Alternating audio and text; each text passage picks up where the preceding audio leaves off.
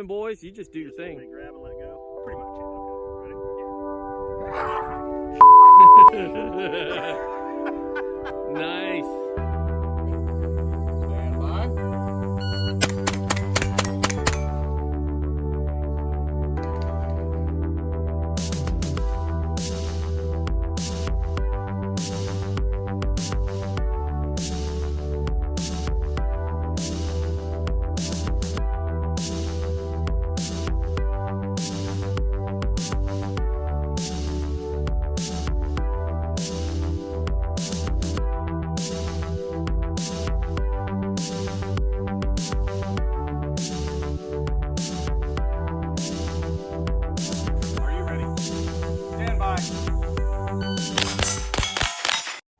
Hey everybody, it's Bendy Hammers, shooting page. I want to go over a couple different things, and I wanted to kind of make an explanation or even start a conversation that you can give me feedback on. This is going to be on a little bit of dry fire. It's going to be a shorter video, just a couple opinions that I'm going to throw out there. This is going to be a mixture dry fire session for me. Only the beginning of it's going to be on camera, and the rest of it I'll go into on my own. But I want to make a couple points about dry fire.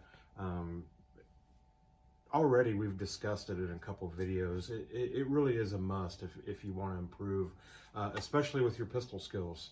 The pistol, if you want to see improvement, you're going to see it far quicker if you're putting dry fire into your regimen. And we talked about what dry fire is in another video. And I kind of wanted to go over about three things where when I do dry fire in the beginning like this, this is going to be a laid back session for me. It's about 9 o'clock at night, and that's about the time that I hit a particular mood where I get very focused. That's a lot of times when I try to do focused things. Dry fire is one of them, where I'll come down and focus on improvement. So one of the things that I want to do is I want to show how I personally mix my dry fire for basically three things: competition, on-duty carry, and concealed carry.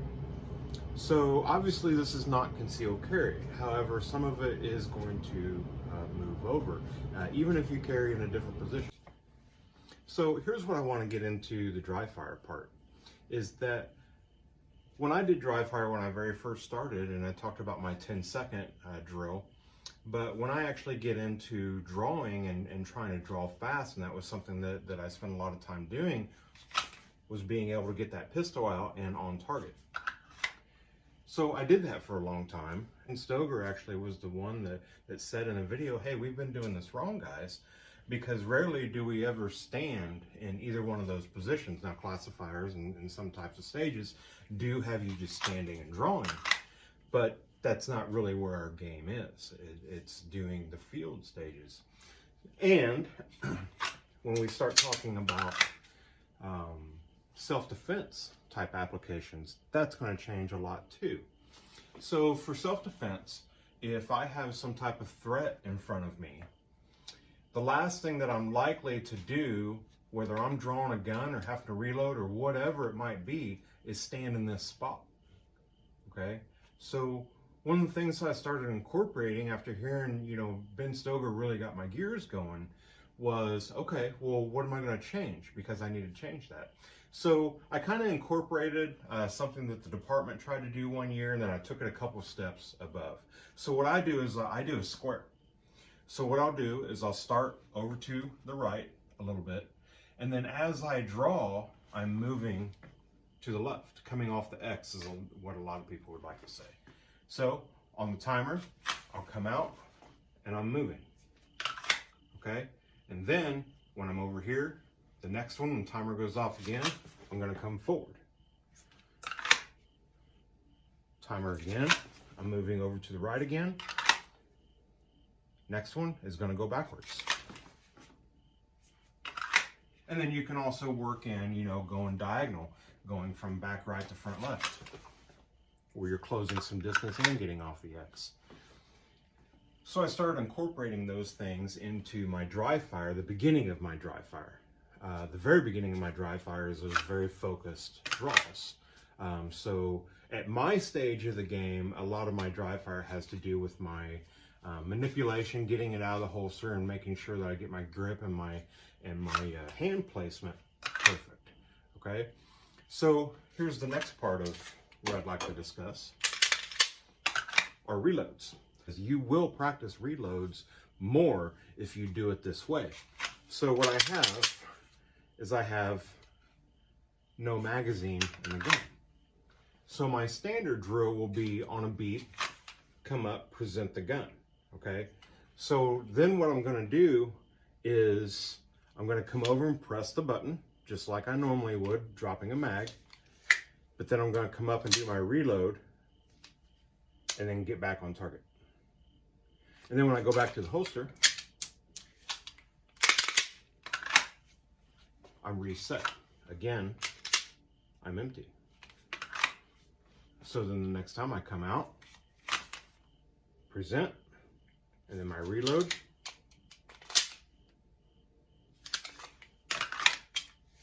Okay, so that's one of the ways that is the way that I practice reloads. However, the big difference is again, in competition or a self-defense scenario, I'll ask the question again, and it seems rhetorical, but to make the point is, if you have a malfunction or you run out of ammo, are you gonna stand here and do a standing reload? Not if you don't have to, right? So my way, again, a way to train this is the exact same thing that I was doing with the draw, okay? So I may start out here, and then on the beep, what I want to do is I want to reload as I move to the left. So I'm going to do it really slow. And come here and reload. It's hard doing it slow. Come here, gun out on target, reload, reset. And again, you can see that I'm getting a draw rep every time here. So now I'm presenting the gun, and I'm gonna go forward again. Forward, reload, here. Unload again. Now I'm gonna go to the right, draw rep, and then whether I'm just telling myself to go or I'm using a timer, reload. Here. And then the same thing, we're gonna go backwards. Present, reload. And again, you can do them in the diagonal fashions, but you will practice your reloads more if you're not chasing magazines on the ground, okay? Now, make sure you're pressing this button to the extent that you know you need to, right? I just want to get into that adding movement to your draws and your reloads, you know, and it's great to have, you know, these really fast, you know, coming out, but let's see you move, you know, move forward, and then put it on target. Okay, that's all I wanted to get out today. I'm going to do some more dry fire on my own. This is kind of my focus time. And then if you have anything else that, you know, again, this is a way. This is what I have said works for me. And everything's to start a conversation, a good conversation of, you know, well, hey, are you thinking about this? Are you thinking about that? And I may have to go, well, maybe I'm not, maybe you're right.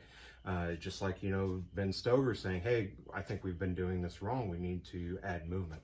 So think about that. Think about adding it into your repertoire. This is kind of my reach out to everyone that's out there, both in having the discussions, changing the discussions as we have them. But what I wanted to talk about was the reason I do these videos, and even more specifically training. I used to be in training, not with the department, but before I came to the department, I was a DT instructor, and I also instructed, I was at a management level, so I instructed and trained everybody how to do their jobs, and I really liked doing that. I really liked passing on those things to other people. And not only was it for them because I wanted to see them shine, But it had to do with keeping me honest as well, because if I'm going to train somebody to do something, or I'm going to talk about something, whether it be carry optics, reloads, or, how to do anything, I have to know, at least what I'm talking about to my skill level. So it keeps me honest. And then, making these videos is a lot to get some information out there, and to try to have a little bit of an influence on how we're talking to each other, and how the gun community, if you will, the Second Amendment community could better come together. Because with everything that's going on, that's really what we need. We need to be able to come together and talk about things. If you carry this rifle, then have you considered this? Rather than well, that rifle sucks. 1911s suck. James Yeager, love that guy. So I like doing these videos because it's also for me. Okay, it's a way to keep myself sharp. You'd be amazed when you start doing these videos how much prep there is, getting the camera right, getting the lighting right, which kind of sucks right now, actually, as far as I'm concerned. But, what are you going to talk about? What are you going to say? What are you going to cover? So it gets your gears going. It gets you thinking. And for me, that gives me that little bit of edge, to make sure that I'm doing something correctly. If I'm going to do a draw on camera, I want to make sure that I know how to draw. So that was kind of what I wanted to pass on. Again, thank you very much, and I'm open to all conversation. If you don't like, the shirt I'm wearing, if you don't like how I'm set up, if you don't like the way I'm doing my draw, tell me another way. Tell me your a way, or ask me, have I considered, the way that you're drawing, maybe this would work better. Have you considered this, that, or the other? Because there, especially in the pistol world, there are people far better than I am. Again, thank you guys very, very, very much, and we'll see you soon.